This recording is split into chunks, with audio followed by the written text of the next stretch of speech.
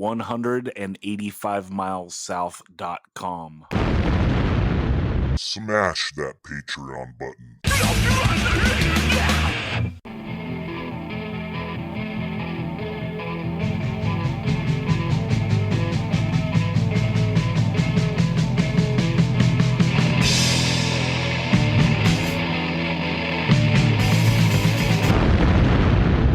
185 Miles South, a hardcore punk rock podcast.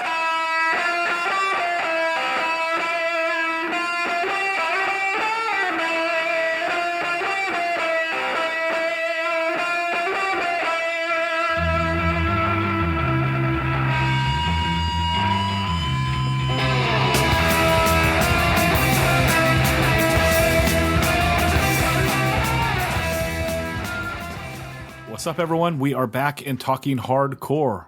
This time around, we are diving deep into the city of Chicago, Illinois, and some suburbs. Helping out, you know him, you love him. He is the best dressed man of the pod. He is Daniel Sant. What's up, Dan? Well, they call me Sweetness and I like to dance. Running the ball is like making romance.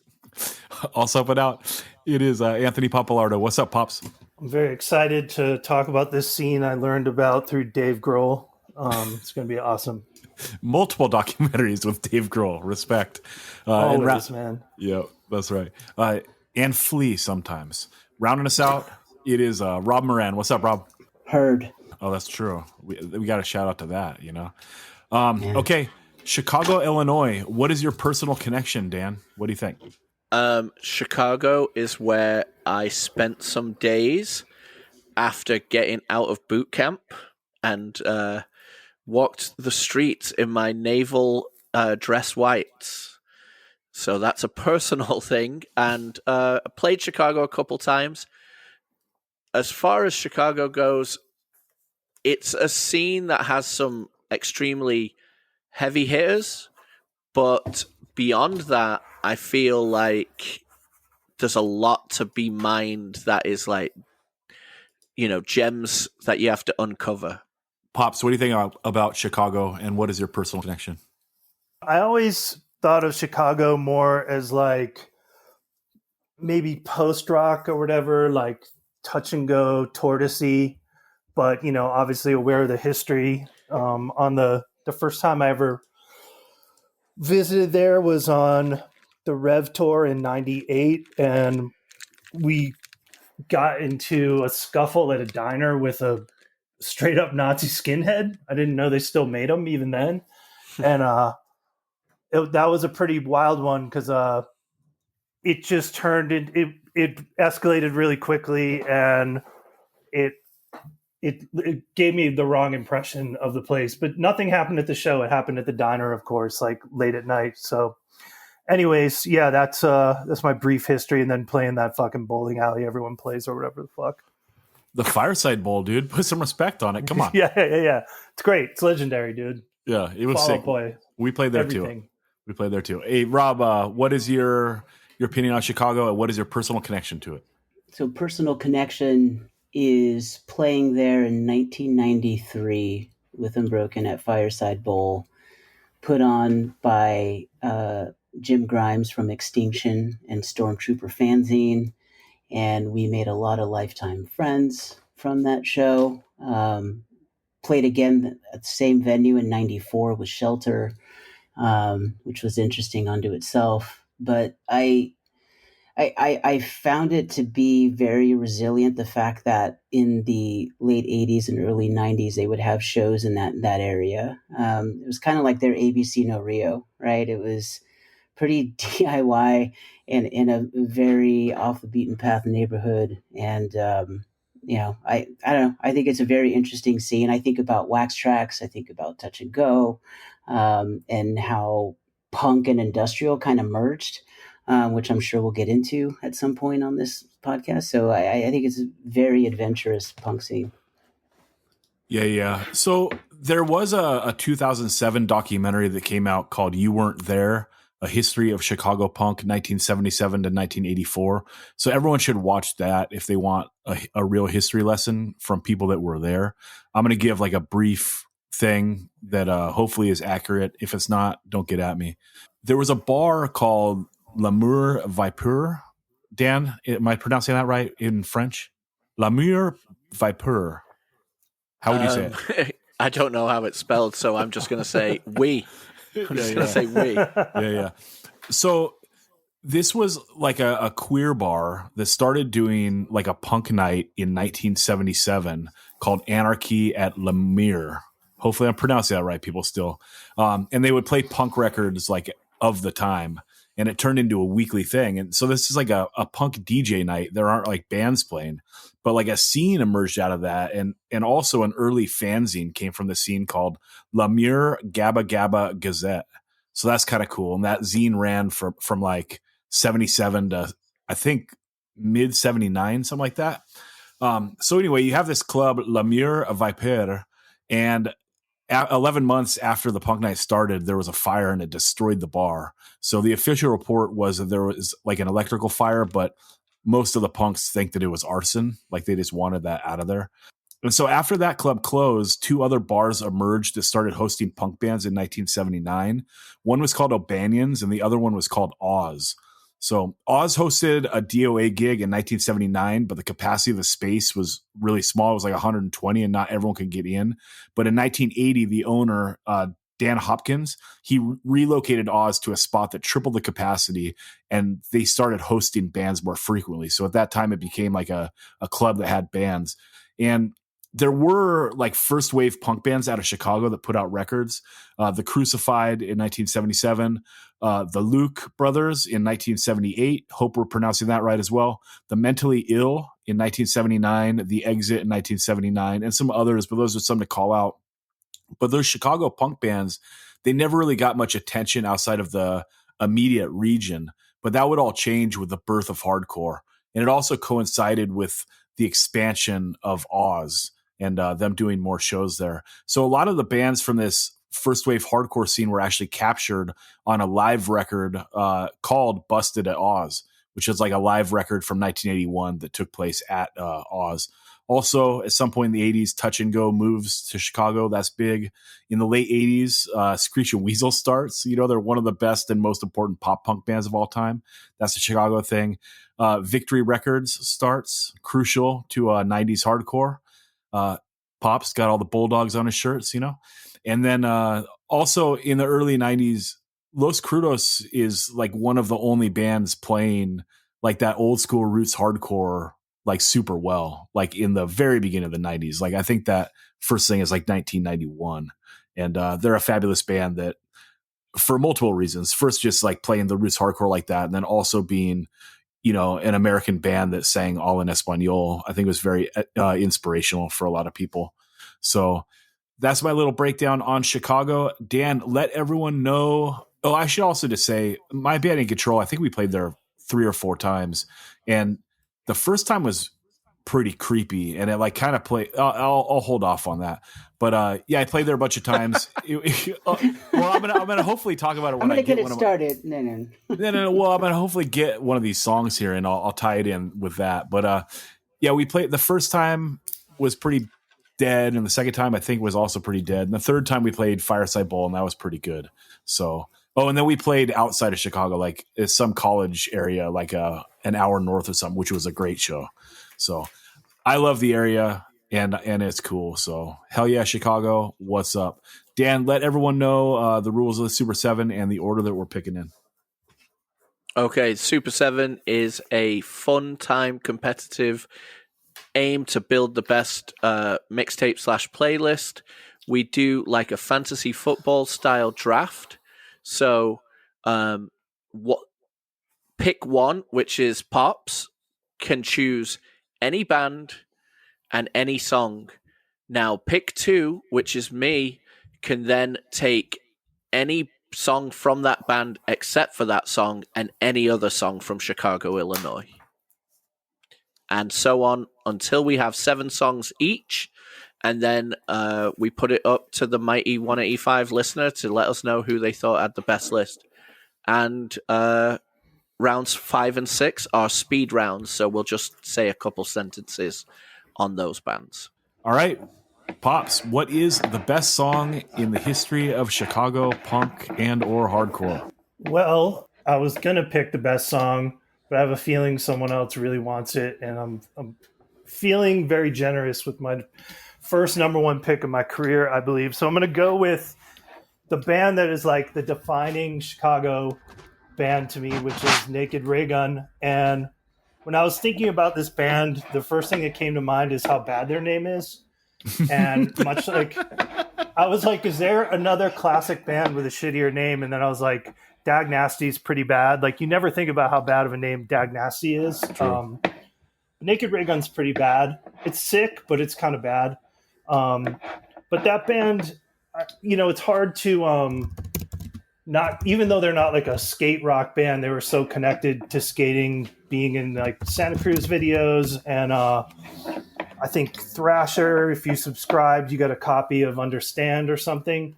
So they just felt like a band that was so important to get into. And I'm going to go, I love so many songs from this band. I tend to like the poppier, kind of fist pumpier ones, some of the best woes in the game, but I'm going to go with the track I Don't Know. I really like the guitar parts. They're almost like adolescency in a sense. And yeah, I Don't Know by Naked Raygun is my first pick.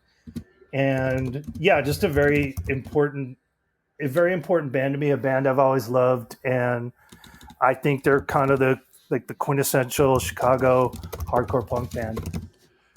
It's a great song. I mean, so much of Chicago, and really, if you want to zoom out, like that whole Great Lakes region, like a lot of the music is like a vibe and has like a little bit of that dark vibe. This is a great pick. It's got that little lead in it. It's got a great catchy chorus, and hey, Naked Raygun should go first. So respect. Rob, what do you think? Yeah, great pick. I always found them to be interesting. Was definitely one of my favorite Chicago bands. Never got to see them.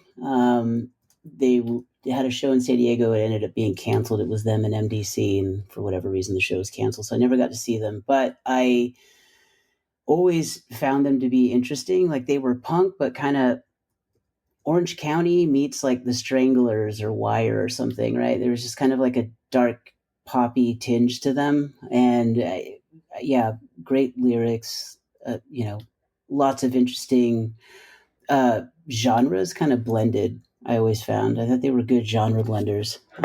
So yeah, I'm stoked for you. It's a great first pick. Dan, do you want to speak on this, or you want to just go right into your number one? Yeah, I'll just go into mine because I'm going to also take Naked Raygun. And I was bouncing back and forth. Should I go Treason? Because like Pop said, this is the band that has all the woes, all the poppiness, but that song Treason is just so good. With the almost like the dark chords and the little bit of melancholy there. But I'm going Soldier's Requiem. I think, like, of all the woes, like, obviously Rat Patrol has so much woeage, but Soldier's Requiem, I'm going because it does the oh, it just gives you 3 tears of woe. And it is just such an amazing, just straight down the pipe, like, pumping song that is just so tuneful and so great. And, Zack's like, God, it's almost 4 minutes long, but it kind of doesn't feel like it at all. It's just such a catchy banger. Soldier's Requiem, Naked Raygun. But I really could have picked, 1 of 10 songs easy. It's another great one with another great little lead. And this one, like, kind of on the low strings. I love it. Naked Raygun is a band where I think all the albums are pretty good, the early ones. Actually, the first single is not, I don't like it that much, but the LPs are very good. But the first song on every record is like the hit. And like, this is another one. I had 3 shortlisted. This is one of them. And all 3 first songs. So pretty insane. They hit hard out the gate. And yeah, I love it. I think this is a great pick. Okay, let me go to my first pick, and I am going to take. I'm gonna. This is so hard, dude. Jesus Christ. So I'm gonna take the effigies, and I'm gonna take Haunted Town. It's the song that I love the most. But like in leading up for this, like I was leaning Body Bag because god damn that chorus is so good. But Haunted Town, like it does sound like kind of haunted in a way, like that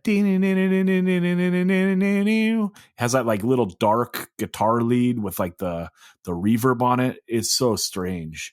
And the way it kind of goes from like a meaner sounding verse, so many people, that's like not melodic at all. But then it like folds into that chorus that just has like that real dark melody and that kind of spooky guitar. I love it. And then also what I was going to say that I cut myself off before we got into this, the first time we were in Chicago in 2001, we were there on a Sunday and we didn't know what we were doing, dude. So we just drove downtown. Like we were going to try to go up in the Sears Tower, but it was like $20 or something. And we're like, we're trying to live off $10 a day. Like we can't do that. So we just walked around downtown, but there was like no one there. It was like literally a ghost town. Like the only thing that was open was like a CVS or a Rite Aid or whatever. It was very spooky in a strange way. Just that like, cause these Midwestern cities are strange. When you grow up in Southern California and you drive across the country your first time, it's very weird because Southern California is all connected, you know, like there's no like big gaps unless like you're driving through Pendleton, like a military base or something, but like the cities all stack up against each other, you know, but like when you go through the middle of the country the first time, it's like you're in these like farmlands and then out of nowhere, like you're just in a giant city. It's very weird. And so it was very weird to have like that experience of like, you know, being in the middle of nowhere, like in Illinois, like 30 miles west of Chicago or whatever, and then like being in the city and then it's still feeling like there was nothing there. It was very strange, you know. And then that show that night, there was no one there either. We played to like 15 people. So what are you gonna do? But yeah, I absolutely love the song, The Effigies, Haunted Town. Dan, what do you think? Yeah, you swooped the Effigy song that I wanted on my list. This is so good. I love the way the vocals are like double recorded a little bit to give that really tuneful and, like you say, kind of not spooky because it's not like whoa, but it does give a little bit of I mean, it says it in the song, right? Haunted Town. It just gives a little bit of loneliness and echo to the vocal, but it is so great how you called out. It is so catchy going in, and then it gets a little bit more aggressive, and then says, "No, we're going catchy again." And it's the best Effigy song for me. Pops, do you think that guitar part is spooky? Like, do you think there's a better way to describe that? It's definitely got a little spooky. I mean, I feel when I was thinking about it, I'm like, so much of like early to mid late 80s Chicago, it's like you either were a band trying to like really, like they had no wave bands, they had all different types of like experimental bands, and then you have the crossover when they start bringing in electronics, and that seeps into like the hardcore punk scene, or you have these like bands that are working in kind of like a rock formula and adding hardcore to it and bringing personality into it. And part of me is like, is that just because like Cheap Trick's the biggest band and like that's in the DNA or something, you know? Like, you know, it's not like in Boston where maybe in the 70s, like Aerosmith is the biggest band and everyone rejects it. Like everyone just loves Cheap Trick. You know what I mean? Yeah. But I don't know. Yeah, I think like Spooky Cathedral is accurate. That works. Yeah, sick. Or Zacurate. Yeah, totally. Appreciate that. All right, let's go to Rob for his number one. Levántate, infórmate y actúa. Los Crudos, Levántate from the Spit Boy split 12-inch on Ebullition. This band, I cannot stress enough how important this band is and how influential for me to see a band sing in all Spanish, like what you touched on earlier, but then like be political and just be gnarly hardcore and do it really, really well. Was very fortunate to see them multiple times and they never disappointed. And so that's my number one pick. It's good that Crudos went in the first round. I got a couple songs that can go. Their discography is so big, it's kind of hard to hone in on where to go. Rob, why is this the one that connects with you the most, the Spit Boy split?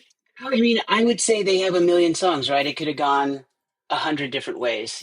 For me, Levantate, I just liked it. I liked that it was about like, a call to action for people, and it was speaking to me as a Hispanic Mexican kid in Southern California, where everything was, kind of just like collegiate and Yale sweatshirts and, Champion sweatshirts and Air Jordans. Like none of that stuff really connected to me as like a kid from a lower class, like working class neighborhood in Southern California. And while I liked some of that, typical youth crew hardcore stuff, but for me, this was just different, and it broke a lot of different molds and opened up a lot of doors for people like me to get inspired. I don't know. I think they were really important to a lot of people in the Hispanic community and brown community, Latin community from all over the world, and still to this day,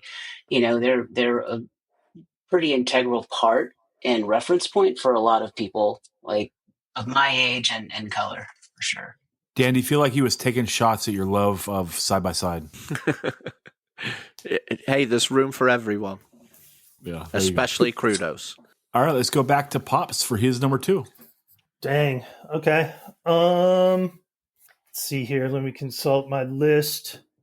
I'm going to keep it on the, no, actually, I'm not going to go Crudos right now. I'll go with Articles of Faith, the song Give Thanks.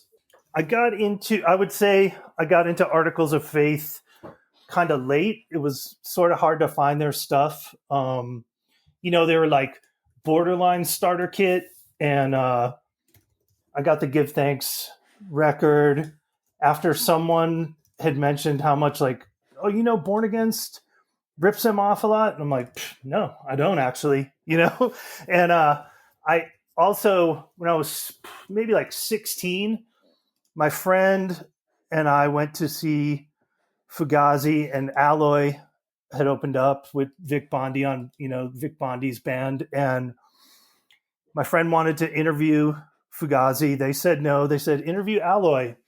And my friend was getting destroyed by Vic Bondi in this like most confrontational interview ever, because he didn't have anything, not his fault. He didn't have anything prepared, and he'd never heard the fucking band. I love it. And I felt he was just like taking digs at a teenager, and he's like, what do you, Vic Bondi was like, what do you think, you're fucking so smart because you're straight edge? I'm like, well, all you've talked about is politics. Like, how could you not say that straight edge is an extension of politics?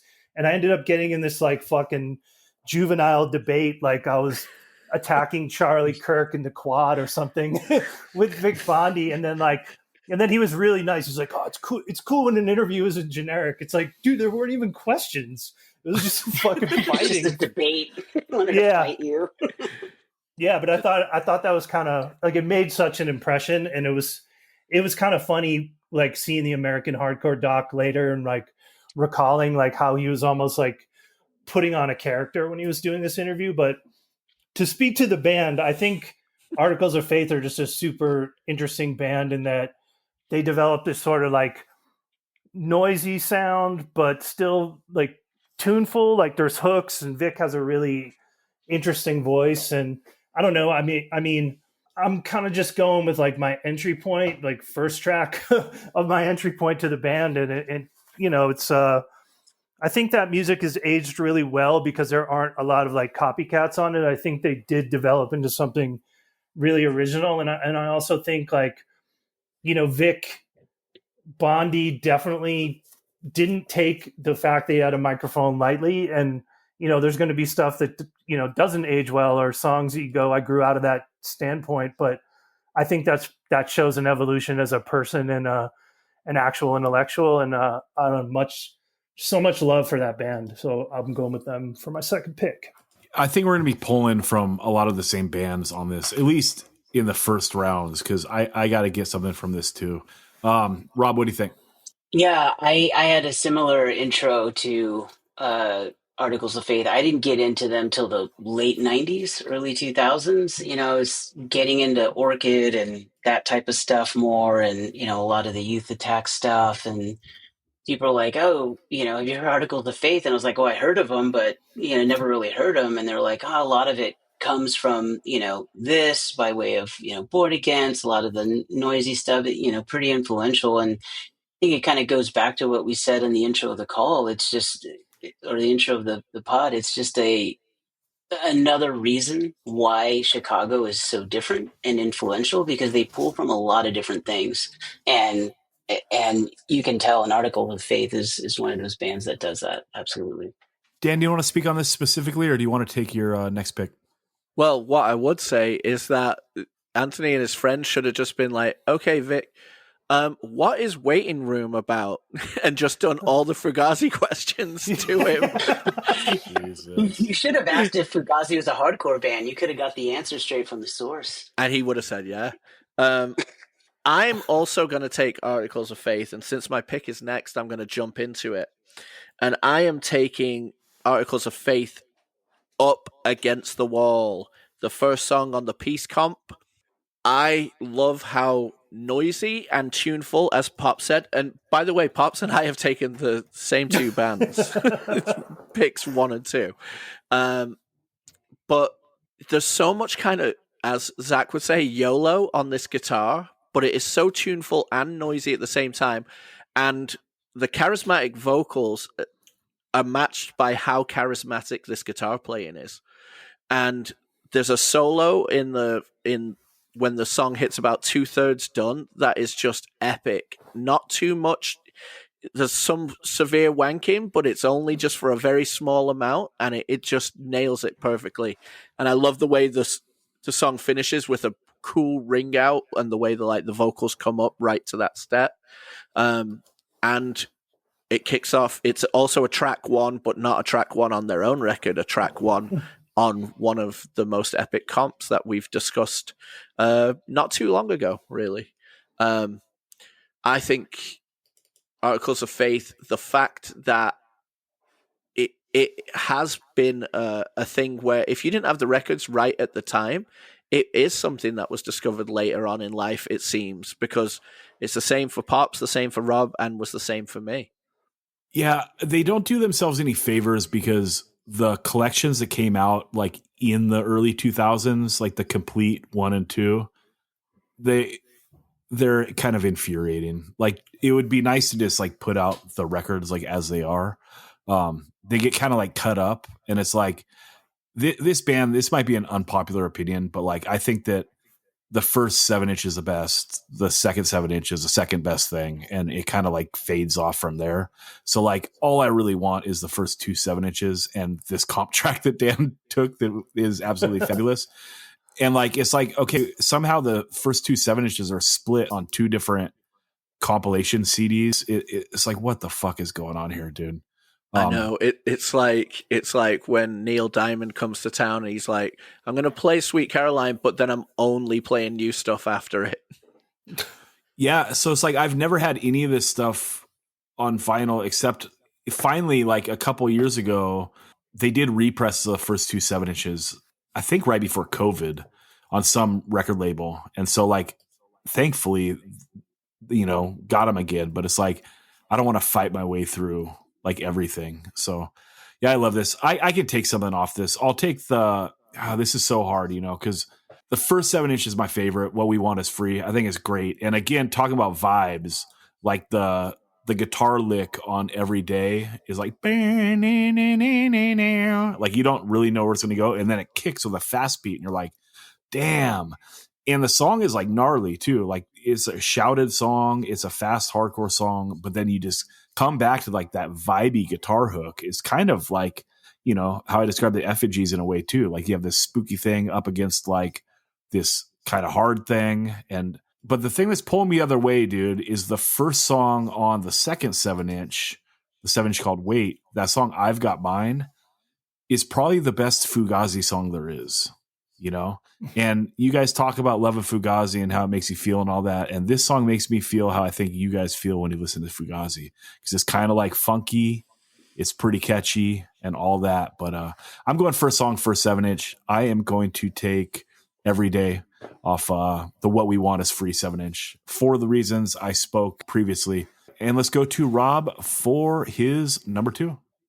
Yeah, number 2 is Charles Bronson, Youth Attack, title track, Youth Attack from the 10-inch. I always love this band. I love what they brought to hardcore. And, you know, it was just a fresh take on frantic power violence and hardcore. And it was very in your face live and on record. I think that they brought kind of a refresh take on a lot of like the Slappingham and like Infest and that stuff, late 80s, early 90s, and kind of did a whole refresh of that genre, I thought, and did it very, very well. So yeah, that's my number 2, Charles Bronson, Youth Attack. You know, Charles Bronson and Drop Dead and these bands, like, they're awesome. They're like looked at in, you know, in high regard. For me, it's hard to get all the way into it because there's so many songs, dude. And like, and they're like around. A minute each.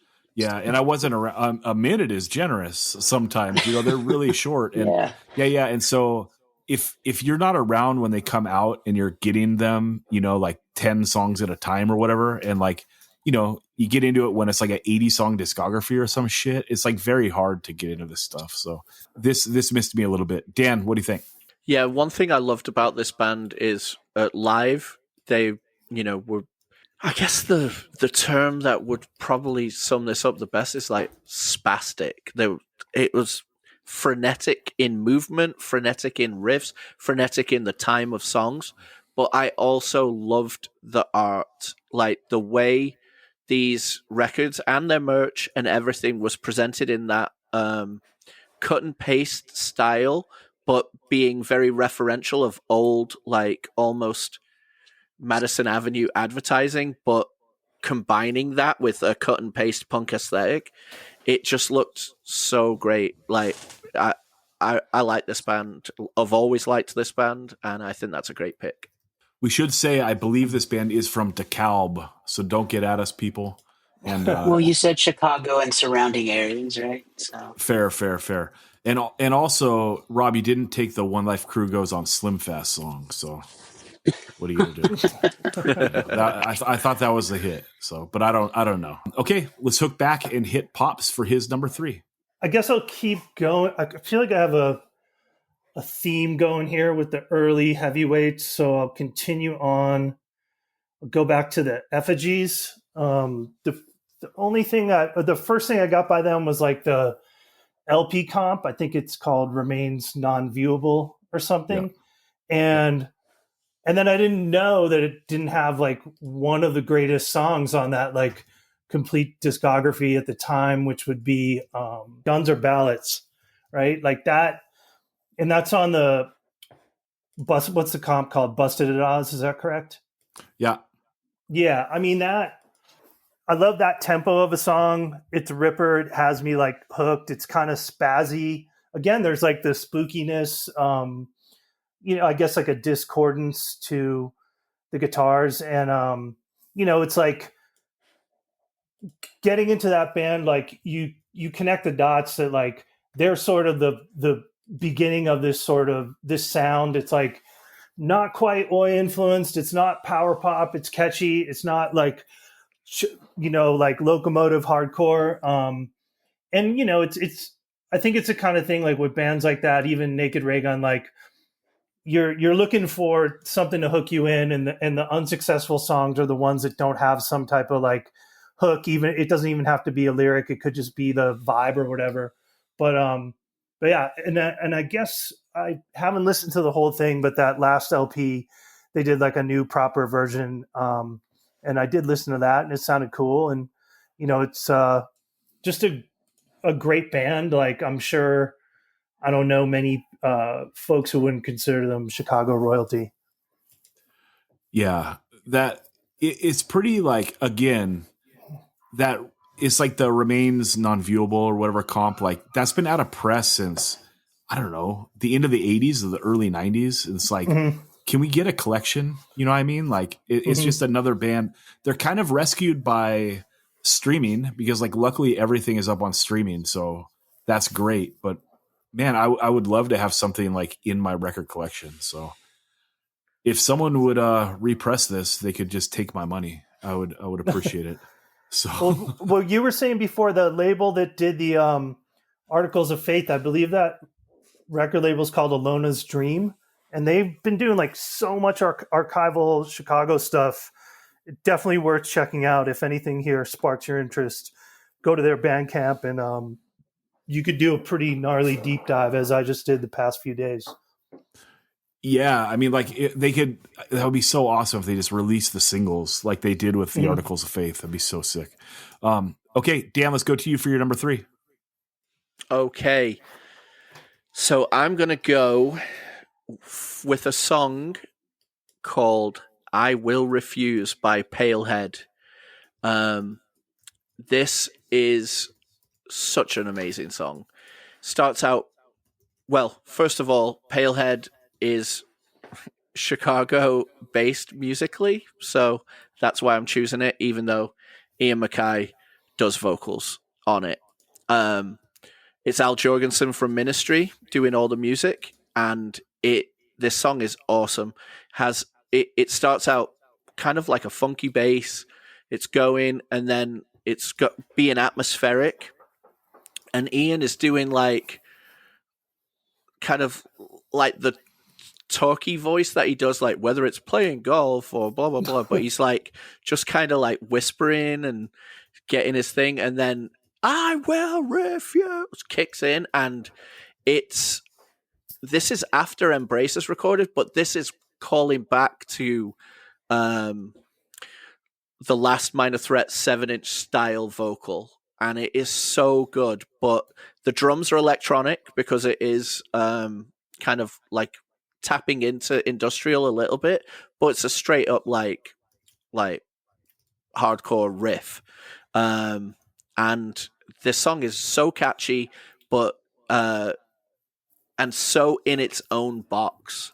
That's what's so great about it. This whole record of this collaboration between them is really interesting and really, really has hidden melody in it, but while being really abrasive with the way industrial is with the rhythm and especially the drumming, like the completely blown out industrialized drumming. It's really good, and you can almost hear where Ministry's gonna go later on,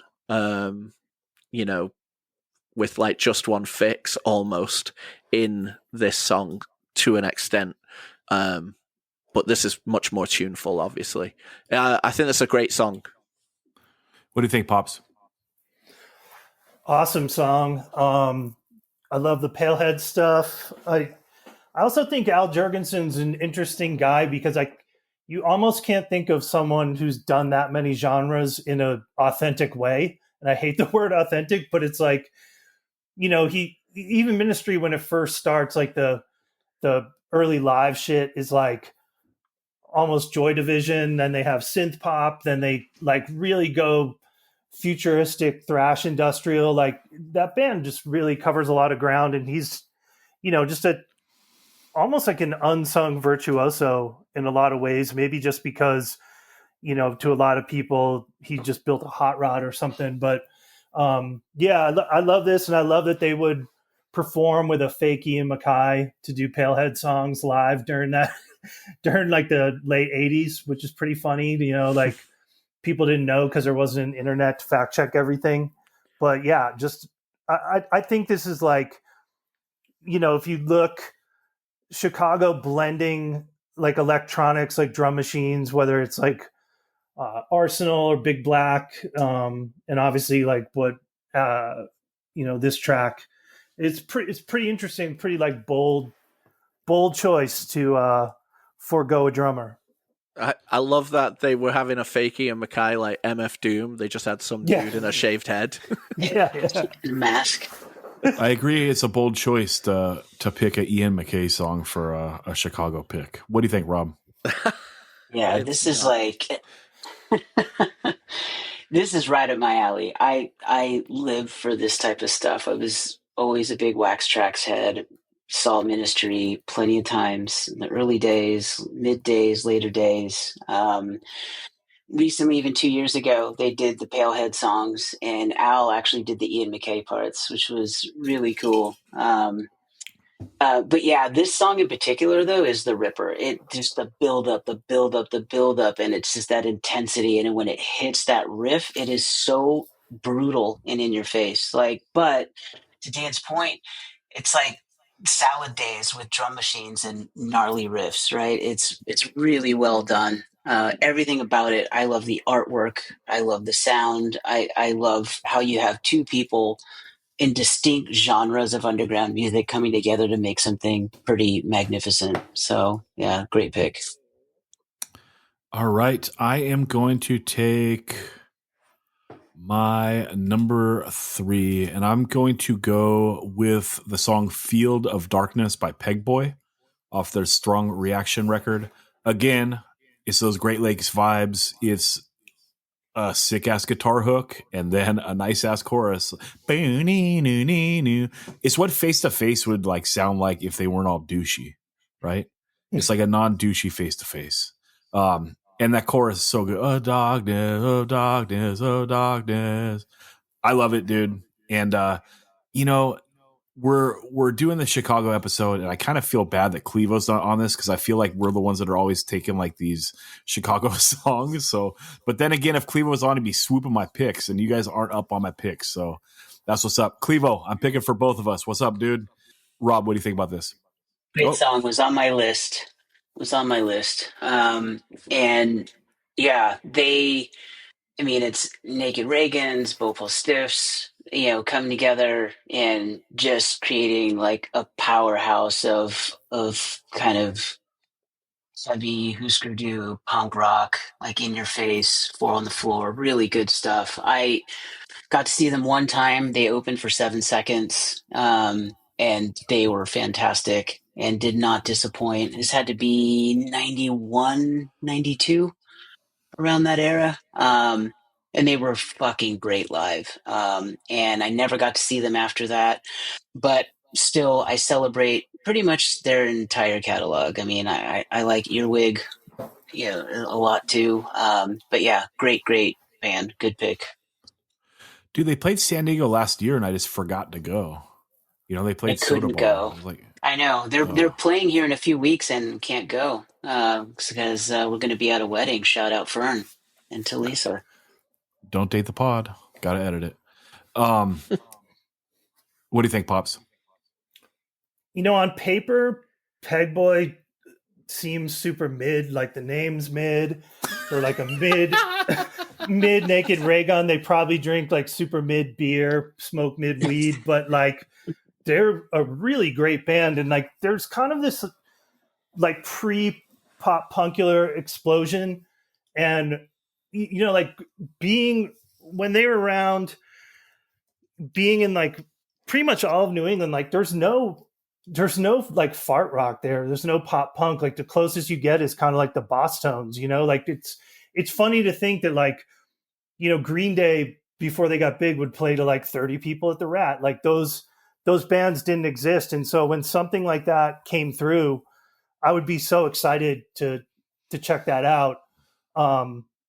Man, this chat is going to make me lose it. But anyways, yeah, I think like just a great band. Like, I don't even know. They're just like on the rockier side of popular punk almost, or something. It's just very like, I fucking hate calling things working class, but it is kind of like catchy working class, like fist pumpy music. And yeah, I just think they're a great band, and probably talk about them again later, briefly. I mean, in Chicago, it's super cold, right? You got to own a good jacket. So like, that's a little different, like the pop punk. It's like here in Southern California, I mean, you could survive without pants. I mean, if you just got a nice flannel, and you got some shoes, like you're going to live in Chicago. Did you it's like, just unlocked it, dude? You need those Dickies shorts and maybe like a quality flip flop to truly succeed, dude. To be fat, to be. You're describing Zack's outfit. I don't know if you get some five in just flip flops. You know, I said shoes. You know, but I'm saying no pants, but you do need shoes. Socks, debatable. I think that's the line. The line is. I only see you in flip flops. Have you ever worn like a nice pair of Macbeths? Those are pretty sick. I don't even know what that is. Were you sponsored by Macbeth? Daniel was. So was Rob. No, I wasn't. Dan, what's your take on this Pegboy song? What I love about Pegboy and a lot of Chicago bands to really kind of just nail what's in the water kind of thing is that the stuff is grimy, but the melody is surging through, like almost like it's attempting to be repressed with the way. I mean, probably a lot of these bands recorded with Steve Albini, I'm sure, so it's more like kind of raw in that sense. But Pegboy, like you said, it's a way more like real face to face without like aping, going even further on the vocal type thing, you know, like what, you know, it's just straight good melodic voice, and it just feels real. And I had this song on my list, but I've got a couple other ones if I do want to get Pegboy on my list. But now that this one's been taken, I might just, you know, search for something else from Chi-Town. Yeah. You know, this does predate Face to Face, though. Their first record is 92, and this is 91. So I think there was, I think Face to Face were fans, dude, would be my guess. You know, how could they not be? For sure. Okay, let's go to Rob for his number 3. My number 3. I'm going to go with something. Actually, you know what? I'm going to stick with something that we kind of talked about a little bit and touched on, which is Big Black and Albini and kind of that whole drum machine industrial vibe. So I'm going to go Big Black, Bad Penny off the Songs About Fucking album. You know, for me, this again ties into that Palehead vibe that it's out there. It's brutal. You could tell it's rooted in punk, but it's drum machines. It's industrial.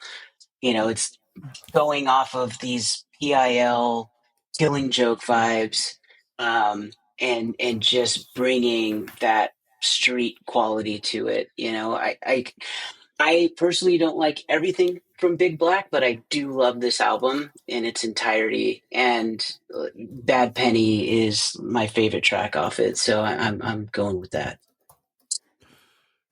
I think that like Slip It In is probably the best Pettibone album cover, and this might be the second.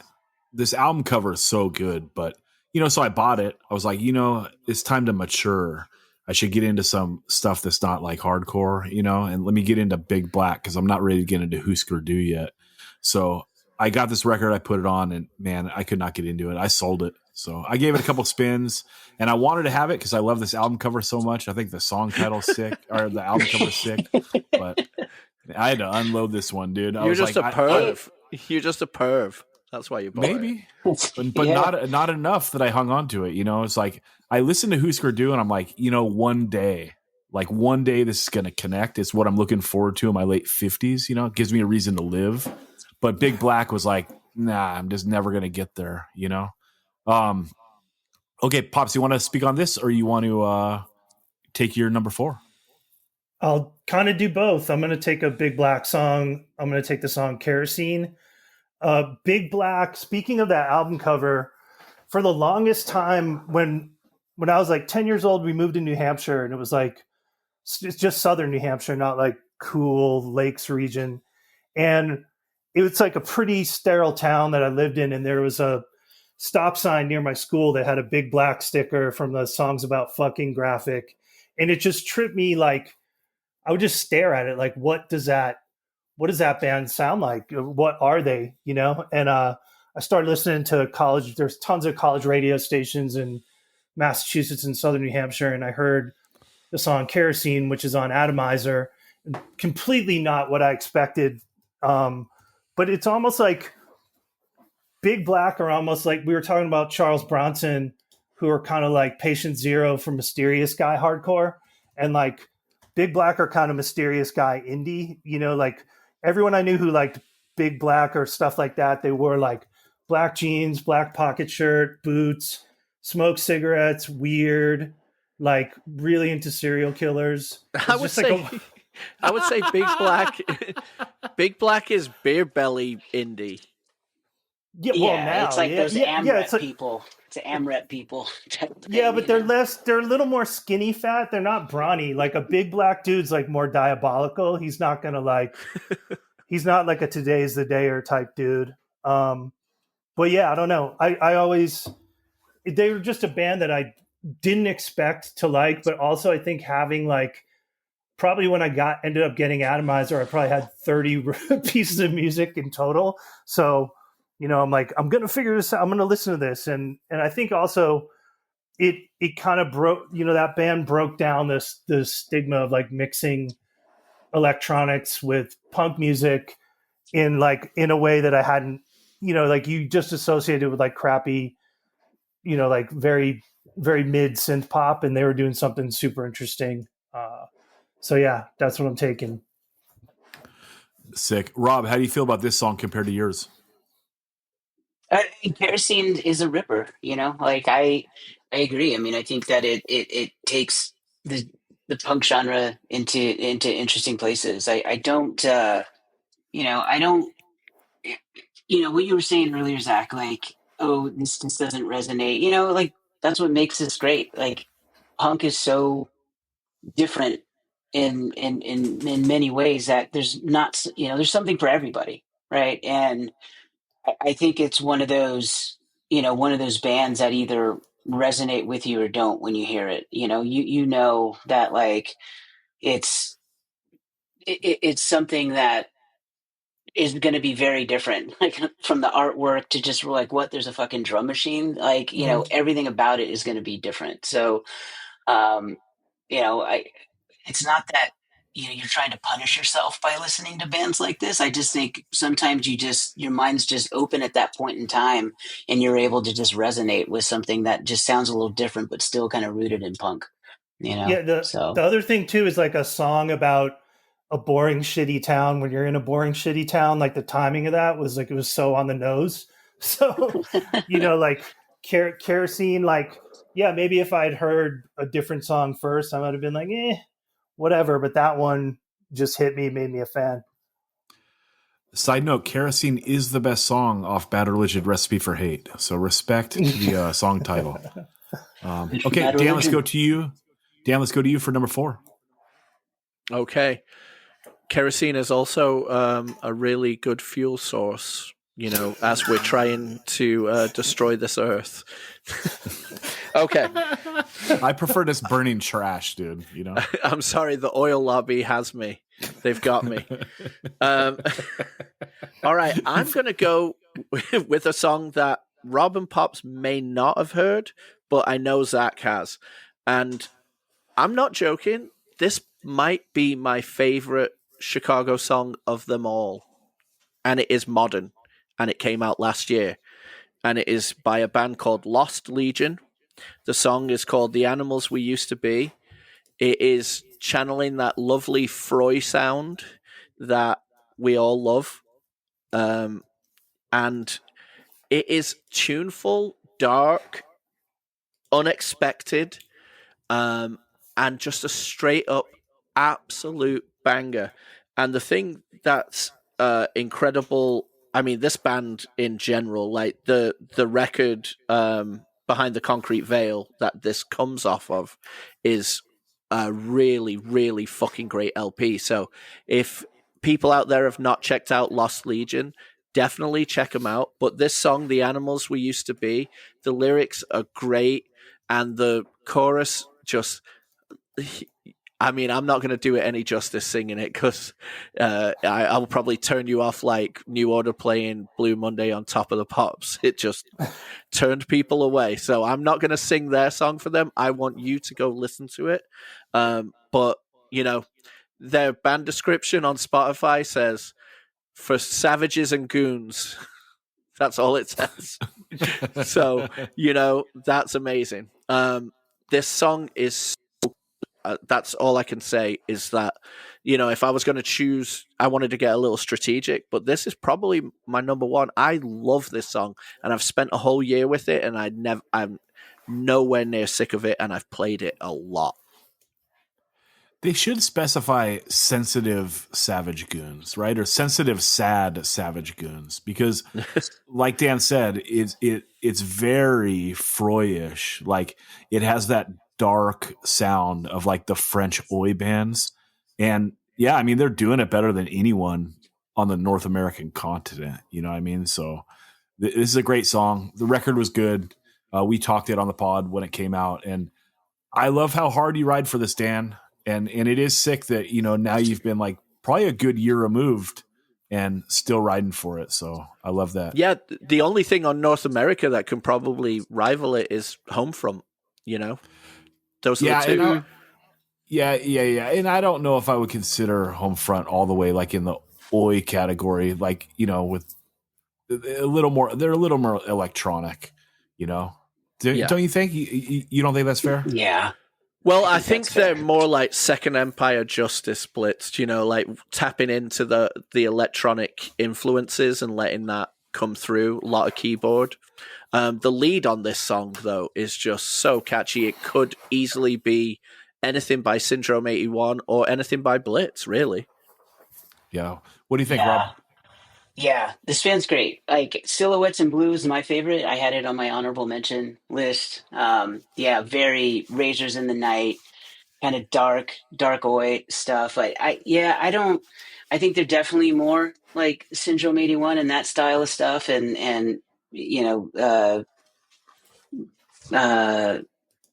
Sorry, I'm trying to blank here. Definitely more like Syndrome 81 and early Blitz. I think that I don't know. I don't really get the Homefront comparisons. I think this is like way harsher and darker and way more in your face. But yeah, great pick, really good song. And yeah, I found out about this band when you guys talked about them on the pod. So yeah, great stuff. And Silhouettes in Blue was on my honorable mentions. Sick. Okay, I am going to take the song Like a Record Player by the Lawrence Arms. It came out on their Oh Calcutta record, Fat Records, 2006. I absolutely love this record. It's one of my favorite records of all time. And it's strange because it's like their fifth record out of I think they have 8 LPs now or something like that. And this is like the fifth one. And it's legitimately the only one I like. So it's like this strange island record in the middle of their catalog. I don't know what they were going through at the time. It's a 3-piece. The bass player and the guitarist both sing. And I believe it's a bass player. Like on this record, he has just a super, super shredded voice that sounds so offensive to the ear, but the music is so melodic and like that, just the juxtaposition of it is awesome. I did see them live once and I was really looking forward to it and I thought they were terrible. So like, that's a bummer too, but hey, you can't take this record from me. You know what I mean? And I've enjoyed everything they've done since, like more than the records that precede this, but God damn, I love this record so much and I don't really love anything around it. And like I said, I saw them and I thought they were terrible, but fuck it. I still love this record and I got to have it on here. And this is the last song on the record too. So like, I feel like it's kind of the lost art of the record in the digital age. And obviously this predates digital. It's 2006, but like now I think albums are front loaded. But like, when you got a CD before, it seems like bands really put an effort to having like the last song on the record be like a really strong one. And this is an example of this. I think this record bangs all the way through. I think there's no duds, but like, I do think it goes out with like maybe the best song. And yeah, I mean, I just absolutely love it. So that is my pick. Dan, what do you think? Well, you turned me on to this, and I tried listening. Originally, when you first brought this band up, I went in and started trying to listen to them in general, and I was like, "Oh, I don't like any of this." And then you clarified later on, "Oh, it's only this LP."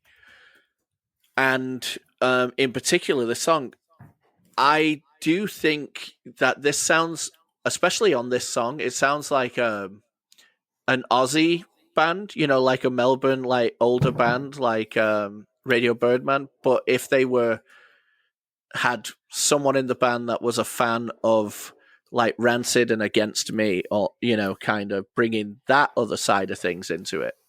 It's like a cross between that, and it is really tuneful and catchy. And I like the way the singer's voice evolves in the song. It starts out really like tuneful and poppy, like a record player going round, and then it, yeah, like you say, it opens it up and it is way more shredded. It's a good tune. Hell yeah. Okay, Rob, number 4. All right, I'm going to go for something a little more modern out of Chicago. And I'm going for Weekend Nachos, and the song is called Dust. You know what Weekend Nachos is from a name? I always thought the name was ridiculous, but the band fucking rips. I love this band very, very much. Seen them live a few times, as recent as a year ago. And yeah, Dust is just like a mid-tempo crusher, just so biting and crushing, and has just like a disgusting mid-tempo riff. Really, really good. I mean, they have other bangers, you know, Hometown Hero, Obituary, but this song in particular is my favorite. And you know, I don't know. I can't get with the name. I can't imagine wearing a shirt that says Weekend Nachos on it. That's just me. But I fucking love this band. I love them live, and I love every record. They're just fucking great band. Yeah, I've never been able to get past the name, so I've never heard this band. Dan, what do you think? Yeah, I hate the name. I really hate that the, you know, dictating that nachos are only for the weekend, because, like, fuck that, you know. especially if you're at a place called the Fireside Bowl, you want nachos on that Thursday night when you're seeing I don't know, all the fans of Big Black doing their next band called Piss celebrating Jeans. doing Tuesday night turkey mosh. That's right. But the thing about Weekend Nachos is, like, they're like somewhat crushing core meets like power violence, and like somewhere in between. And I really love the main vocal on most of their things, but that secondary vocalist, the screechy one, like throws me off of some of the songs sometimes. But hey, it's a great song, and like Rob says, mid-tempo crusher. Okay, let's hit the speed round. Pops, what do you got? Round number 5. Keep it super simple. Take a Los Crudos, the song Asesinos. Just not much to add. I started getting Crudos records in the early 90s, and just thought what they were doing was so refreshing, and like, it's like opposite of procore, you know, just like super noisy. And then seeing them live, and the thing that impressed me is like not being afraid to be like, yeah, I am going to talk longer than the song, fucking deal with it, because I actually do have something to say, and I'm being articulate. And, you know, people were, at least when I saw them the first few times, like people were like, you could total silence, like, we're going to listen to Martine and come out of here. And, you know, I think what's funny is like a lot of people in that room, the first time I saw them, ended up being like culture writers and writing for the New York Times and all the other fake news, of course. But, you know, like a lot of people who are in this like little Ivy League hardcore scene that happened in Boston for a short period of time. They went on to some pretty amazing things. And, you know, it's not lost on me that like they were accustomed to lectures, and I was down for some lectures too, you know, and it was it was just super refreshing for people to just you know, do a band where it's like, these are our influences, we're singing in Spanish, tough shit, we're talking. And that first time they ended up staying at a apartment I lived in with like 10 people, and it was like the hangout after that was just an extension of the show, talking about, you know, anything from, you know, 80s hardcore to politics to, you know, all of them wanting to know about our scene, and talking about how the Chicago scene sucked because every band sounded like 88 Fingers lousy. So sorry, I went too long. I'll stop there. Damn, but you got to take a shot at one of the Cinema Beer Goggles bands on the way out. Oh, Hey, man, I didn't say it. I didn't make up the nickname. Okay, Dan, speed round. What do you got? Okay, I'm also going Crudos. I'm going Desde Afuera. This song is their like up-tempo, mid-tempo, almost tuneful vocal. It's the one that speaks to me the most, like musically. It's just so catchy and like Ramones-ish, and Crudos are incredibly important and incredibly great. All right, I'll keep it going. I'm going to take No Estoy Convencido. I think, Crudos, like we said, the discography is so big, and I think that most people, that's probably what they got, so it's hard to narrow down. And for a while, I was just listening to the LP, because first LP, that's kind of like what you hone in on sometimes. But now I'm being full hipster, and I kind of like the first 2 7-inches the most. This is the first song off the second 7-inch, and it's just a very dynamic song, starting with the bass, drum roll, we're into the fast part, and then it kind of has like that off-tempo cymbal dynamics on the verses, and then has a very catchy shouted chorus where you're just saying the title of the song multiple times, but then it has that sick-ass like break part where it's just the drums and Martine singing over the top of it, back into the chorus, out. That's a perfect 1-minute hardcore song, dude. So, in a catalog of like 60 songs or whatever, it's like, I just think it's one of the standouts. And also the recording on this 7-inch is very good. I think that some of the later recordings, they leave a little bit to be desired, but the recordings on the first 2 7-inches are pretty fabulous for the style of music. So that's what I got. No Estoy Convencido, first song off the second Crudo 7-inch. Rob, speed round, what you got? Speed round. I'm going with something else modern. Harm's Way, Breeding Ground. I think this band, the first few records, it's like bringing that like intuned Gothenburg sound to Chicago, just crushing, punishing stuff. I think that this song is them at their best. I think the later era albums kind of lost me. It just kind of became like Everyman Mosh. But like I think Breeding Ground was like them at their absolute best, especially on this record. But yeah, those first few records were just incredible. So yeah, Harm's Way, Breeding Ground. Not to jump in on the speed round, but I had this on my short list. This song is my favorite Harm's Way song, like by far. And I really do like Isolation. I think it's one of the best heavy records of the last 15 years. And again, I don't roll with the whole catalog, but this record and that 7-inch with like the pig on it, I like them both a lot. I like those two a lot, but especially this one.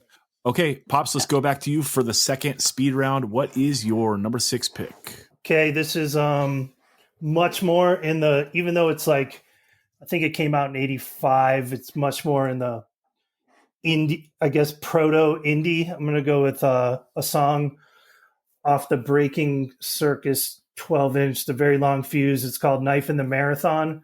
And the reason I'm picking it is that I would see Breaking Circus records around all the time, and I would take chances on anything on Homestead, for like $5. Like, okay, cool.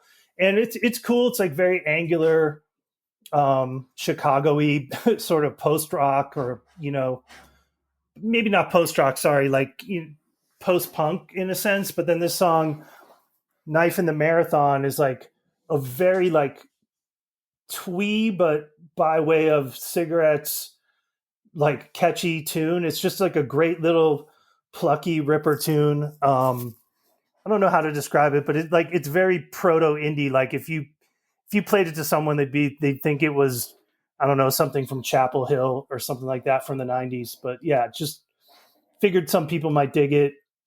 And I'll keep it as short as possible. Dan, number 6. All right. Well, Pops went Knife in the Marathon because he's Boston strong. Oh, jeez. You can never go to Fenway, dude. You're fucked. I don't want to. I don't blame you.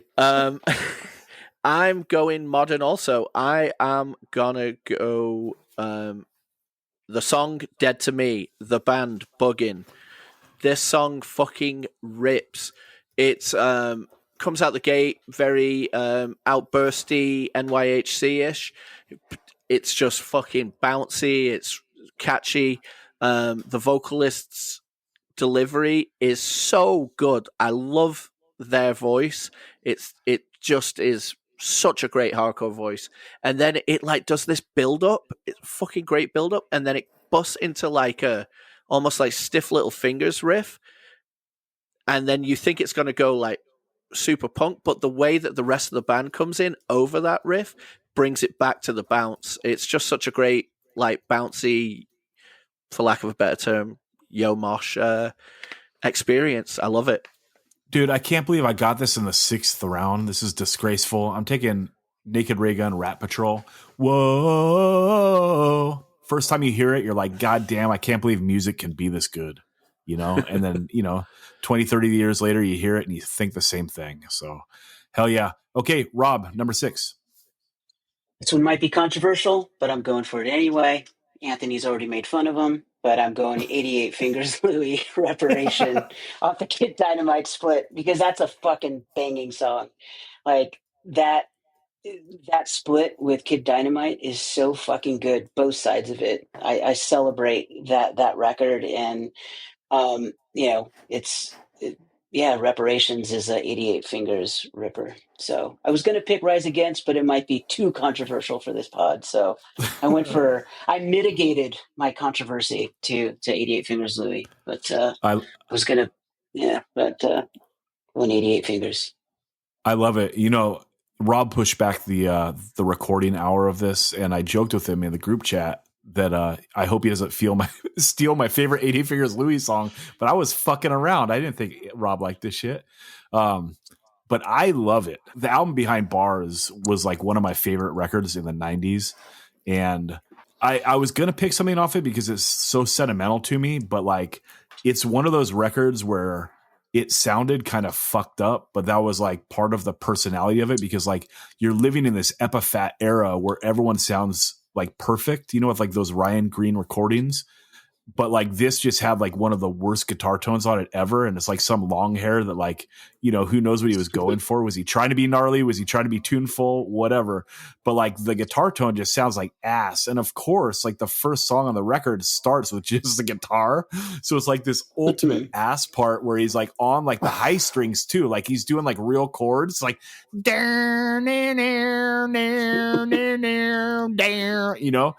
and it's like, God damn, this sounds like dog shit, and it kicks in and like, they are what they are. And I love how it sounds. But like in modern times, like they remixed and remastered it. And now it just sounds totally fucking sanitized. And like, it's so offensive because like, it doesn't sound like that record anymore. So like, I couldn't pick a song off it out of protest, so that's it. There's a lot of controversy, dude, in the Chicago stuff, like them fucking around with like, their discographies and like the way that things are released. The Articles of Faith is a bummer. The Effigies is a bummer. And 80 Fingers Louie had to jump on that train and do some bullshit. So, but I love that they're on the list, Rob. Much respect. Hey, for me, I'm not the biggest pop punk fan. I'm not a Hopeless Beer Goggle guy, but there's some bands that I think just, sorry. I know it's never too late. Pod. Never too late. No, it is too late. Too late for me. But I, there's certain bands that I think do things well, and 88 Fingers Louie is I think one of them. So yeah, that's why I'm picking them for my 6 speed round, guys. Yeah. Well, hey, we're leading into the heartbreak round. Plus, it was quick. It's my podcast. Come on. Dude, this guy has just a great voice too. You know what I mean? Like the bands that do the style, like Greg Graffin, when he pushes his voice, it sounds so good. And like this guy takes it to like the very limits of his like vocal cords. So I love this on here. Okay. Out of the speed round, much to Dan's dismay. we're moving on to the heartbreak round. Our final picks. Pops, what is your number 7? Take track 1 on a record we talked about, Peg Boy, title track, Strong Reaction. Not a lot to add, maybe to make up for my non-speed round, but I love this song. I love just the simplicity of it, the like very purposeful chord changes. It doesn't have whoa-ohs. It's got like hey-heys a little bit, and the lyrics talk about the shitty Chicago weather, so it's a very Chicago tune. And yeah, I love this whole record, and that again, it's like first song I heard by them, and I was hooked, and I wanted every track on the LP to be as good as that song, and there are some that are pretty damn close. Yeah, I love this. First song of this record, I love this record. I love everything about it. I love the way it looks too. And this song, you know, it seems like every band that gets talked about these days, like, do they have riffs? They got riffs? They got riffs? Oh, it's got riffs. Oh, they got no riffs. And like, this song is so rad in the way that like, there's no fucking riff. Like they kind of like, they do some strumming stuff and they change up like the palm muting or whatever. But like, it's just a basic ass chord progression. And a lot of their songs are that. Like, I remember the first time I heard Peg Boy, I was like, what is this? It's like just the most basic chord progressions with some like decent singing over the top of it. But there's this like something that draws you into it. It's like, you know, when you think about the very first wave of hardcore, like what makes it so great, it's like this simplicity, but it's these bands that are doing it so well. And the thing is, like, you know, Minor Threat filler, like you can never do those riffs again. Like they did them first. Those ideas are like first, and they're so early. And like, I just think that when you do something so simple, which I do think that like a lot of the songs on this are like very simple, like you're first to it. Hey, you got it. This is a basic ass song, but somehow like it just seems very special in a weird vibey way. Like so much of the stuff from this region is, you know, I think too, like they're doing something simple, but they understand the dynamics, because it's like, it's just as simple as like, we're just going to open up the strumming on the chorus and like let it kind of soar, and then keep it a little tighter like that. It's almost like fucking thrash metal picking in the verses, you know, which it, but it, you know, had the production been wrong, it kind of might have sounded more epiphatty or something. But at the end of the day, it's like, I feel like the one time I saw Peg Boy, I was like, who are these fucking townies at the fucking bar pounding pitchers all night? And I was like, oh, it's guys in Peg Boy. And it was like perfect, you know? Like I thought they were like maybe from Revere or something going to start a fight. They were just like very fucking salt of the earth dudes, just wanted to go shred. That's so sick. What do you think, Rob? I love this song so much. It's on my list. Yeah, this is, I think, like the song of the record. It's a great opener, and it's in line with those like kind of Westons and big drill cars, like just kind of rock and punk done really well. You know, just it's not too rock and roll, it's not too punk, it's not soft. It's just, you know, great, well done punk. And this is a prime example of what you can do that doesn't sound super fast and wild and frantic like some of the bands we talked about, you know, just putting out a great punk record. You know, there's no bad tracks on this, but this is the standout for sure. I love it. Dan, Heartbreak Round, what do you got? Well, Peg Boy's Strong Reaction was on my short list as well, but this is Chicago, Illinois. This is the Fireside Bowl. You cannot, and sorry, Pops, I'm pointing at you right now. You cannot have a Chicago, Illinois Super 7 without a Screeching Weasel song on it. Now, I know you refer to this genre as fart rock, but I believe they slide out of that a little bit. They don't really sing about farts, I hope. Probably sing about burps instead, just to twist it a little bit. But I'm going with My Brain Hurts. I could have, I was debating to go Kamala's Too Nice. I was debating to go My Brain Hurts. I was debating to go Guest List. I was, quite a few just amazing tuneful songs. But I'm going with My Brain Hurts because it's a cool tempo, and I think they do best over this tempo, which is, I don't know, for lack of a better term, up tempo, mid tempo, and maybe just mid tempo. But this song structure is really funny because it's like 3 verses with really melodic instrumental breaks in between them, and then the chorus comes in at the end, which is like a chorus outro. My brain hurts, my brain hurts, my brain hurts today.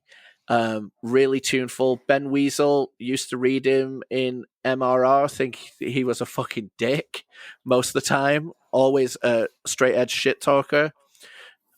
Used to piss me off, but I cannot deny Screeching Weasel are one of the best poppy bands of the genre of pop punk ever. And they have tracks on tracks on tracks on tracks. And whittling it down to choose just one for this was tough, but I'm going with My Brain Hurts. It's such a banger. I love this, obviously. I'm going to take a Screeching Weasel song next, too. So as much as it hurts that I'm not going to take an 88 Fingers Louie or a Boll Weevil song, I got to do this because Cinema Beer Goggles is not going to be represented. It's such a bummer. Todd did an interview recently. I can't remember where it was, but like he was like, "Oh yeah, Zack had this catalog, and I ordered the way it is, and Zack ordered some Boll Weevils record." It's like, oh man, I look like a fucking schlub there, huh? So I do want to get the Boll Weevils on here because there are like 3 or 4 songs on that record that was represented on Cinema Beer Goggles. Like I still like probably half that record, and like there's a few of those songs that are great. I think the Boll Weevils are a good band. Obviously Todd made the fucking right choice. The way it is much better than any Boll Weevils record, but hey, what are you gonna do? But yeah, I gotta have Screeching Weasel too, and this is my favorite Screeching Weasel album by far. I think it's the best pop punk thing ever. This is like, not a dirty word pop punk, right? Like this is real punk and it's real poppy too. I think that Guest List might be the best pop punk song of all time, but because Dan took a mid-tempo song, I'm going to take a fast song. I'm going to take Don't Turn Out the Lights. It's just a perfect song, mixing like the fast with the pop, coming in out the gate, like, oh, we're just doing a slow chord progression on a fast beat. Then we're adding in like that little simple, like, super simple lead. And then it's a great song. And then you hit that chorus, which is already a good chorus. And then at the very final salvo of the song, you're doing the chorus, you're adding back in like that lead from the beginning. And it's just like, what a masterful song to put together. The way they like circle that lead back in over the chorus at the end, like it's a legitimate crescendo in like a 2-minute punk song. It's like, what the fuck, dude? It's like they're conducting this like an orchestra. This is some like apex songwriting, and yeah, it's so good. Although it hurts that I have Guest List on here because probably the best pop punk song ever.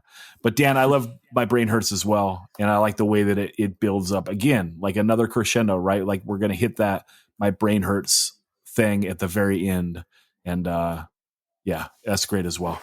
I just want to clarify, I wouldn't call them fart rock. They're definitely like Fonzie rock, which is fine. I'm glad there's Fonzie rock on here represented, Yeah, for sure. Like definitely like pinball rock, which is totally fine. I'm not a hater. Yeah, Pops, please write a book about all the genres and get some cartoonists to draw out the typical people, kind of like the bag I'm in, Yeah. That his MRR column, like he just worshiped the Ramones, and like that's kind of like what they're doing here, right? And like they had that series at one point in the 90s where bands just covered a complete Ramones record, which is kind of an insane idea, like who would buy one of those? But hey, they did one. I did you? Yeah. Did you buy back theirs? then? Yeah. Okay. Back then I did. Dude, a bunch of people in New Hampshire definitely bought one of those too. Well, they want to live free. They don't want to die. Homestead Crew. Yeah, I never Yeah. liked this band. Like, this was not for me. This was kind of just like gutter mouthy type stuff for me. Like, it wasn't my thing. You know? Wow. Yeah, The I ultimate thought- the ultimate besmirching, dude. That was some fucked up Hey, shit. Real. well, he deserves it. Ben Weasel's a piece of shit. So if no one else is going to say it, I'll fucking say it. Fuck that dude. I'll leave it at that. So, but, I mean, if you guys like it, that's great. I'm not going to hate on, there's, people's things, but as a human being, dude sucks. well, the history of hardcore and punk is littered with pieces of shit. And if we're going to It's call true. out everyone. It's Yeah, true. he gets the extra stamp though by trying to brand himself as not a piece of shit. Exactly. You know what I mean? Like, it wasn't like he was like, I'm a fucking scum rocker. He's like, no, Yeah. I am a writer. I am a pseudo intellectual. You're just Yeah. kind of a fucking chump. Yeah, he wasn't coming out like, he was a fucking murder junkie. He was Yeah. coming out as, like, Hey, he's a kind of- weasel. He's a He is a weasel. weasel. He lived up to his name, that's for sure. I don't know. Yeah. I don't think that his MRR column he was trying to like be a do-gooder. Do you, Dan? No, He was just kinda a just like holy he was holier than thou punk person. Yeah, okay. Maybe I'm mixing him with George Tabb a little bit. So the two kind of like run in together because they're both definitely Both Fonzies. Fonzies for sure. well, both Ramones worshippers, right? Okay. Yeah. Rob, final round. What's your yeah. What's your number 7? My number 7. I figured no Number one would 7! pick this, so I figured I figured no one would pick this, but I haven't had Naked Reagan on my list yet. My personal favorite song is Vanilla Blue off the Jettison record. It's a very meaningful song because it came at a particular point in time in my life, like, just dating and things like that. And I love the 7-inch so much. I bought 2 copies of it on Vanilla Blue vinyl, and one to play and one to just keep in the thing. And I ended up trading one at Spanky's in Riverside when a band called Addiction played. Someone got the last XL Addiction shirt dedicated to Emotion, the one with the hand and the big X and all that. The band later became End to End. And the guy who bought it was a San Diego guy. And I said, we were just talking on the drive home. It was the singer of Force Down. And he was like, oh, I'll trade you that Vanilla Blue for this shirt. I was like, really? He's like, yeah. So I traded the 7-inch for that shirt. So I still have a copy of that 7-inch and I have a copy of that shirt. And I just feel that, this song, it starts out with this like jangly Western kind of guitar riff. And then it just goes right into this like kind of Naked Reagan, REM type of thing. And just like the riff, the chorus, the lyrics, the simplicity of the layout, all of it of that 7-inch just really takes me to that time and place. So it's a really important song for me musically and just from a core memory and scoring that Addiction shirt. I don't know if I'm misremembering, but I swear one of the fists on the Addiction shirt had like a straight edge pinky ring or something, or maybe just being Italian, I want that to be real. But that shirt's sick. That shirt's super sick. Yeah, I don't remember there being a pinky ring. I don't know. It could be. I don't know. I have to go back and look at it and dig it out of the archives. But it's highly possible. I don't know. But I'm thankful I have one. One thing I will say is that Rob wore that shirt for the very first OMDB show. That is true. I broke it out of retirement and then I put it back in the box there. But yeah, I don't know. So yeah, Naked Reagan, Vanilla Blue. That's my pick. This is a great pick. It's a 7-inch, like Rob said, and depending on what version of Jettison you get, it can be the last song on there too. Added as a bonus track on later versions of it, but not on the original. So yeah, this is awesome. So again, because it's the first song on a 7-inch, it's another first Naked Reagan song that is the best on the record. Dan, what do you think? Well, I just want to say that I always knew Rob was a blue. That means nothing to anyone listening to this podcast. So Nice. great joke. Great joke. Okay. Damn, Final. Hindenburg over here. Yeah. Okay, Dan, let's go to you for honorable mentions. Okay. Circle of Dust by Snuffed. Banging hard song. Mean Girl by No Men.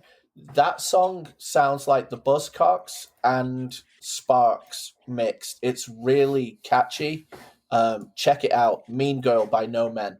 All Eyes on You and My Rules by Buggin. Treason, Rat Patrol, Surf Combat, Home of the Brave, Naked Raygun. Silhouettes in Blue Light, Lost Legion, Don't Stand in Line, Palehead. Body Bag and Haunted Town, The Effigies. Strong Reaction, Through My Fingers, and Feel the Darkness, Pegboy. Oh Messy Life and Flashpoint Catheter by Cap and Jazz. My Right, Guest List, Peter Brady, Kamala's Too Nice, all by Screeching Weasel. Essence by Even Score. It almost made it. It almost made it in that speed round. Just Be Yourself, Negative Element. Innocence, Rights of the Accused. Those are two older Chicago bands, early 80s. Both are great songs. Enemy of the People by Extinction is going to bring it down on my honorables. So respect. Pops, what do you got? I'll just rattle off some bands here. A lot of them you can check out on that. What was the record label I mentioned? Alona's something. Jesus. Alona's Dream, who's archiving a lot of stuff. But Trial by Fire, which had some Naked Raygun members. Negative Element, the song. I wanted you to check out this song, Police Beat on Me, which came out in 1983, I believe, which is good. It's fucking sounds insane, but it's like they're kind of a jokey band, and then they have this one song with like mosh parts. It's literally called Police Beat, which they must have heard SSD Control. Anyways, check it out. Super primitive. The Buzzards, which is like would fit in well on Danger House, Life Sentence. End Result, if you're into no wave kind of out music, definitely check that out. Blatant Descent, sort of a DC, maybe like the Faith influence, and Strike Under. And I think that's the Strike Under Immediate Action record is check out the whole thing, because like it's one of those ones where it's like that era of punk where you could have like 5 different styles on one record and it was okay, and I think that's kind of cool. Rob, what do you got for honorables? Honorables, I have Lost Legion, Silhouettes in Blue Light, Buggin', Snack Run, Rise Against, Under the Knife, Snuff, Lobotomy Dream. I also have Palehead, which we've already talked about, and Pegboy, Strong Reaction. That's what I got. Dan, buckle up. It's another long one. I got 88 Fingers Louie. I've won. Shout out to Cinema Beer Goggles. The Big Black album cover. What's up? Billingsgate. They are from Evanston, Illinois, so don't get at us. But the song Reach Out is awesome. And, shout out Squirrel. What's going on? The Boll Weevils with Fence Sitter, another song off Cinema Beer Goggles. Buggin', Brain Freeze, Canal Irial, another Martine band. The song Chicago. I took it on my Super 7 from 2024. Contempt, Who Invited You, Convicted, Fallen Empires, Crucified, Let the Kids Play, Kulo, Nucubuse, Downtown Struts, Prologue. I don't know if this is Chicago or San Francisco or a mix, but hey, Dan's taking those hybrid bands, so what's going on? Deviate, Guns on the Right, Effigies, Live in a Body Bag. So good, dude. Even Score. We know, dude, they're from Clarendon Hills, but the essence, you got to have it on there. Expired Youth, Walking Tall, Few and the Proud, Don't Owe You Shit, Harm's Way, Breeding Grounds, Rob Got It, Respect, Hold My Own, In My Way, Identity Crisis, Born to Be a Bozo, Karma, Counterfeit, Life Sentence, Men in Blue, Lost Cause, Death to You, Lost Legion, The Animals We Used to Be, MH Chaos, Your Turn to Learn, No Zodiac, Non-Existent, Plan of Attack, Kicked Out, Savage Beliefs, Theme, Screeching Weasel, Guest List, and Science of Myth, Sector, Writing on the Wall, Slapstick, Sick of This Place. That's the pre-Lawrence Arms Band. Subverts, Radiation Nation. The Asteroids, Instant Knowledge. The End, California. The Killer, Tell My Mom I Love Her. The Repos, The Kids Don't Care. That's a band that people are going to give us shit for not getting them on our lists. The Swingers, Foundry Joe. The Vindictives, Basket Case. And Thought Crusade with the song Decay. Dude, Chicago, Illinois. Dan, final thoughts. The Bears. Okay. Pops, any final thoughts on the episode? No, just like definitely a scene that doesn't have a lot of like definitive 82 core kind of bands because they were already just doing their own thing. And I think that's very cool. Rob, final thoughts on Chicago. Can't believe Hi-Fi and the Roadburners didn't get a mention, but I think that said it multiple times, and Anthony just touched on it. This is a scene that seemed to just absolutely do their own thing and did it their way, and I think that's why it's so interesting and diverse. You have from just general pop punk stuff to hardcore punk to just great kind of post-punk stuff and industrial blending in. So I don't know, it's so many good bands. It's endless, and yeah, great scene. Glad we got to chat about it. All right, Dan, where can the people find you? On Instagram at Southport Instagrammer. Pops, where can the people find you? myname.com and no message boards. Rob, where can the people find you? At the sandwich takeout counter, making sandwiches at the Bear Restaurant in Chicago. Shit. Hey, everyone. I hope we did Chicago justice, especially if you live there. I know that I take things super seriously when it comes to history from, where I'm from, San Diego and Oxnard, California. And if someone like did an episode on one of those cities and fucked it up, like I would be pretty offended. So we do all this stuff for the love, and I think we did an okay job here. And yeah, I mean, there's so much music that came from this town that I love and I've loved for a long time, and it still holds up. And I had really good experiences, in all the times that I played Chicago. So much love to the city and everyone who loves it. You can get at me 185milessouth.com. There is a playlist for every episode. So click that playlist link at the top of the page, or you can just find us on Spotify. We're also on Substack, and we're on all the socials. Just look for 185 Miles South, and we will be there. Email me 185milessouth@gmail.com. And if you like the show, consider becoming a Patreon. Patrons are the people that keep this podcast alive. And speaking of that, we will be on Patreon next Monday behind the dreaded paywall. Ha, ha, ha, ha. We love you all. Bye-bye.